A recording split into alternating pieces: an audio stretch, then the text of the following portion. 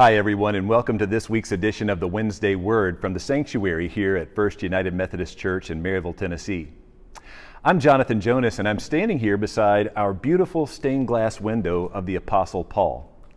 This past Sunday morning, as part of our United series, we read from his letter to the Romans to remember some powerful ways in which we are all united, both as followers of Jesus Christ and as human creatures. Reading from Romans chapter 3, verses 23 and 24, we heard the apostle say, "There is no distinction. Since all have sinned and fall short of the glory of God, they are now justified by His grace as a gift through the redemption that is in Christ Jesus." And we hear that we are united together in our sinful nature, in our need for grace, and most importantly, in God's willingness to supply that grace and redemption. Paul emphasizes that there's no distinction, and that's something that he has done earlier in the passage when he has written that all, both Jews and Greeks, are under the power of sin. One thing that frustrates the Apostle Paul and disappoints him more than anything else, it seems, in his ministry as an apostle, is when people try to make distinctions, especially when people try to make distinctions based upon who is more Christian or who is not yet Christian. This is illustrated vividly in his letter to the Galatians, when it seems that some apostles who were formerly Jews have come with the message that any Gentiles who have become Christians are not yet Christians or not yet fully Christians until they adopt and embrace some of the rites and rituals of Judaism. In the letter to the Galatians, it's especially the issue of circumcision that they seem to insist upon. And Paul is livid.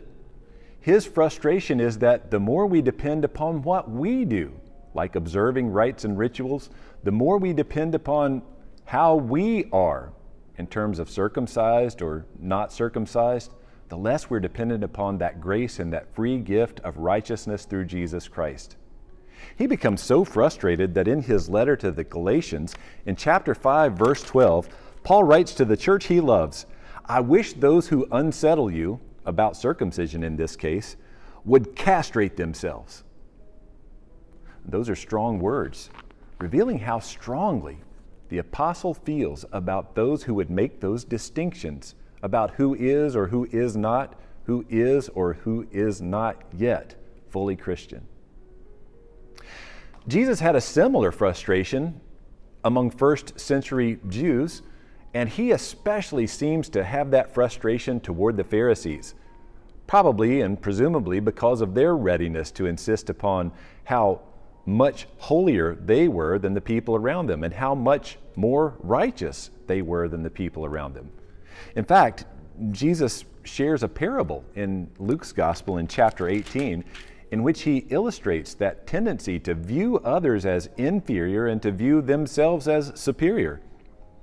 In Luke 18, beginning with verse 10, Jesus says this, "Two men went up to the temple to pray, one a Pharisee and the other a tax collector. The Pharisee, standing by himself, was praying thus, 'God, I thank you that I am not like other people, like thieves, rogues, adulterers, or even this tax collector. I fast twice a week. I give a tenth of all my income.' But the tax collector, standing far off, would not even look up to heaven, but was beating his breast and saying, 'God, be merciful to me, a sinner.' I tell you that this man went down to his home justified rather than the other. For all who exalt themselves will be humbled, but all who humble themselves will be exalted." Jesus speaks those exact words again about the Pharisees in Matthew's Gospel, chapter 23. In verse 13, he says, "All who exalt themselves will be humbled, and all who humble themselves will be exalted." In the following verses throughout the remainder of that chapter, on 7 different occasions, Jesus says, "Woe to you, scribes and Pharisees, hypocrites." And that word hypocrite simply means they have not examined themselves closely enough. One temptation that we Christians face in the world today is to look around us and to compare ourselves to others. We can sometimes assume that we are more Christian than others, that others aren't as Christian as we are, or that they're not yet as Christian as we are. Maybe like the Pharisee in the parable that Jesus told, we might begin to think about some of the things that we do. Our life of prayer, our life of devotion, our life of faithfulness in worship and giving, our life of care and compassion and charity toward others. But remember what Jesus said. When we exalt ourselves, we're going to be humbled. But if we humble ourselves, that's when we find ourselves exalted in the kingdom. Paul's giving us the same message in Romans chapter 3 and in those other passages, isn't he?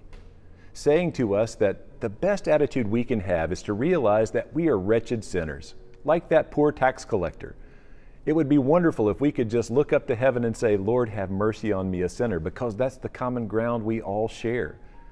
And when we share that ground not only with each other in the church, but with the world around us, humbled in such a way, we're in a much better position to see others as potential followers as Jesus Christ, to see others as people with whom we can share this grace that we have received, and we can share it with enthusiasm, because we realize that we're not comparing ourselves to others. There's really no comparison.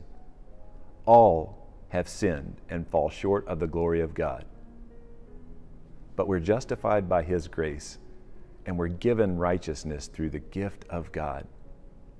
Well, let's take this as our Wednesday word this week, church. Let's do our best to be humble. Let's do our best to remember that all have sinned, including the people we see in the mirror.